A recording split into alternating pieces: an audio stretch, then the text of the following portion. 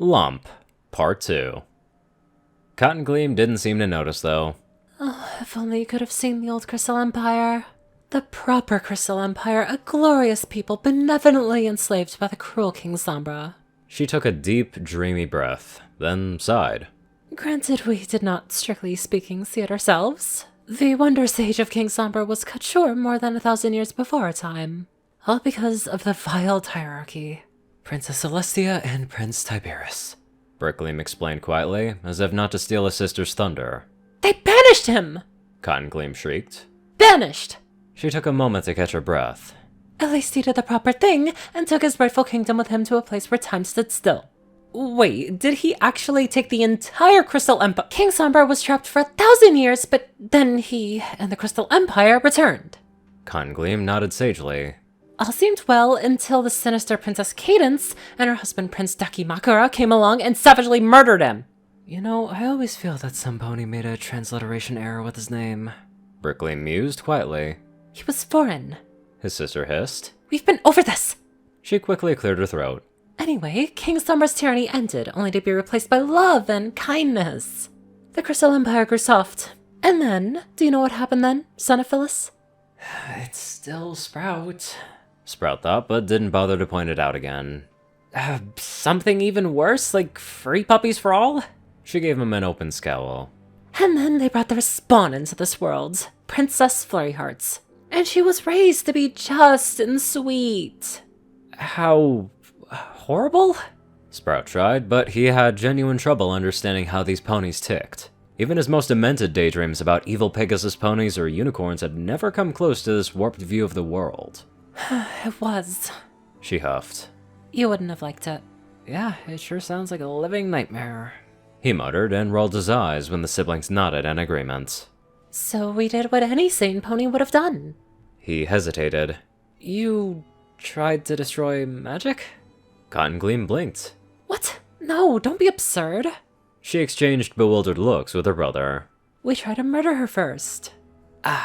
When that did not work, the spawn of Cadence exiled us from her little paradise. She briefly gritted her teeth before shaking her head. Anyway, then we destroyed magic. Which is why we need you. Brickleam added. For, you see... Wait. Sprout waved his hoof. So far, you talked about wanting to destroy magic, but you did it? He thought about the implications of that sentence. You too are the reason why no pony had magic for generations and lived in fear and distrust of the other pony races. You're welcome. Brickleam seemed oddly proud. This could have been me. Sprout suddenly realized. I had been like this. Not quite as insane and filled with the intents to murder some pony, mind you, but I had wanted to keep magic out of our lives. I'd try to keep up the fear of the other races. His mouth went dry. Is this what the other ponies saw when they looked at me? An insane pony who would brag about how he kept magic out of this world and waged war on the other races? Would I have been proud if I had successfully stopped Sunny? And now the time has come to repeat our act of heroism. Wait, rewind a bit. Why did you destroy magic? What does that have to do with your home? The Crystal Empire is anchored to this world by magic. Cotton Gleam explained, even as her brother was looking increasingly impatient. If this anchor is disrupted, the Crystal Empire returns to the void outside of time and space. That's how King Sombra managed to take it with him when he had been banished. Sprout said, but he was still deep in thought. I had Sunny, her friends, and even Mommy to stop me. But who will stop them? He groaned quietly when the answer hit him. So, there you have it. Brickleam stated. That's why we need the Lämp. The lamp? The Lämp. Lamp? Lämp. Why are you pronouncing that so weirdly? Lämp. What lamp? Lämp of Alvagan! Sprout squinted at that. The more he heard, the less he understood. Lämp of Alwangan? He frowned. Did they not teach you one blasted thing, you imbecile? Brickleam roared. Then he reached into his saddlebags and pulled out a piece of paper. Sprout looked at the drawing on it and frowned. It depicted a desk lamp. Flat foot, thin neck, cone-shaped lampshade. No cord, oddly enough. Oh, that looks familiar. He muttered, and tried to remember where he had seen this design before. And then it hit him. Oh, Alvangan, of course! Oh, praise the makers! Brickleam shouted, looking massively relieved. Yes, the Lämp of Alvagan. Sure, that, but why do you need an ugly desk lamp? Brickleam seemingly went through the 5 stages of grief multiple times before taking a very deep breath.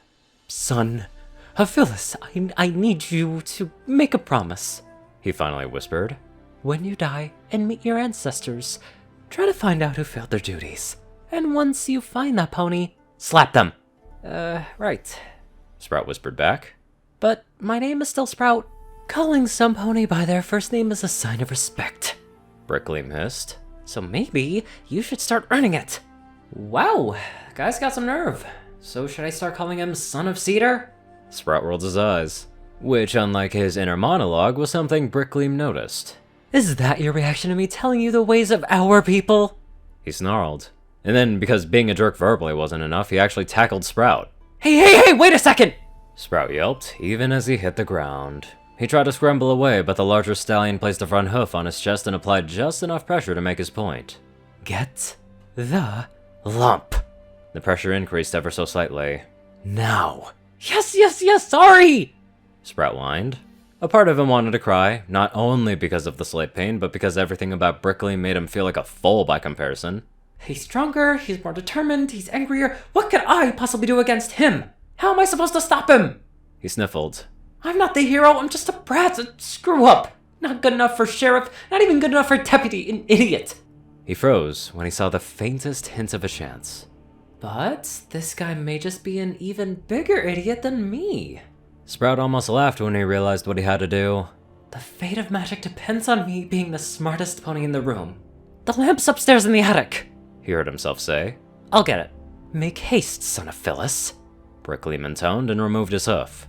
And see if you can also find a map of Equestria that still shows where Canterlot is. Sprout opened the attic door and lowered the ladder attached to it. Then he climbed up. Much to his surprise, neither of the siblings followed him. Maybe I could just make a run for it from here? He frowned when he saw that the sole window allowing access to the roof would have been a tight fit for a medium-sized bird. Yeah, okay, no. Quick question, he shouted to buy himself some time. What's the deal with Canterlot again? Brickleam's groan was audible, even 1 floor up. Canterlot, the capital of Equestria!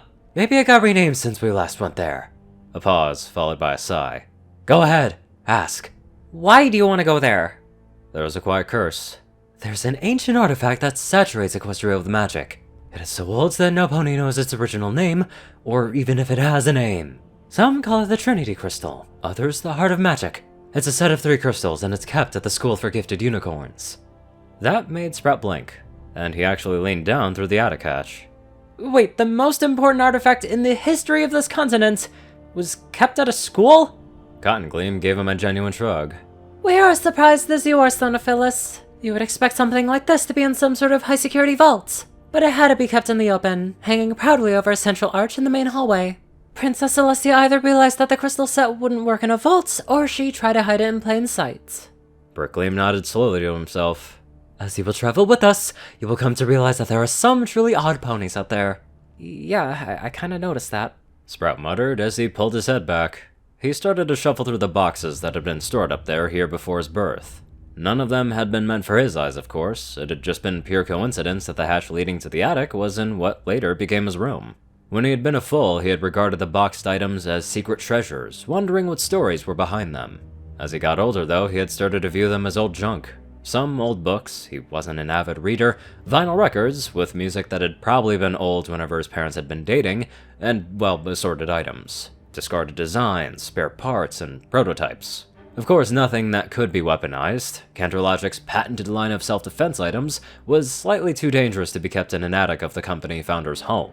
However, Canterlogic did supply Maritime Bay with affordable mass-produced consumer products. Kitchen appliances, DIY tools, and, well, desk lamps. Alvangan, he whispered when he found the box that he had first stumbled over years ago. The name had been scrawled onto a generic white, slightly too large box. He flipped it open and saw the first iteration of the lamp that could still be found on the shelves of Maritime Bay's Canterlogic shop to this day. He had always assumed that the lamp in this box was a proof of concept or a design dummy. The lack of a cord was a dead giveaway that this lamp had probably never worked. But I thought that Mommy or maybe her parents had designed it. He narrowed his eyes. Not that it was named after some pony called Alvangan or whatever. Son of Phyllis! Oh, for the love of... Yes, I got it! Thanks, Sprouts. What do you do? And why do these crazed ponies need this lamp anyway? Suppose there's only one way to find out. He climbed down carefully, holding the lamp in one hoof. Here, this is probably what you're... Yes! Brickleam exclaimed, and his sister was beaming as well. Oh, the sleek design, the black base, the white lampshade, simplicity meets perfection. You know, Sprout said, if this whole banish the Crystal Empire gig doesn't work out for you, we might hire you into the Cantrologic marketing team. Brickleam didn't even seem to hear him. Now to see if this truly is the Lamp of Alvagan. He put it on the floor and carefully poked the small on and off switch on the base. Whatever they're gonna do with that desk lamp is probably not gonna be good. Anywho, let's get on to our not-so-crazy donators. Top donators are 630, Peter Coulthard, J Tinman, Darkside, Only One Thing, and Dash of Evergreen. Rayden, Narwhals, Blackmoonheart, Pastel Skies, Austin Rollins, Crazy Color 557, Stu Hex, Swordbrother and Mordred, Omicron Lyrae, Will, Chris, Twinkie, Hudzaza, rightful, Maverick, and many more awesome people. Thank you all so much for watching this video and live life to the fullest.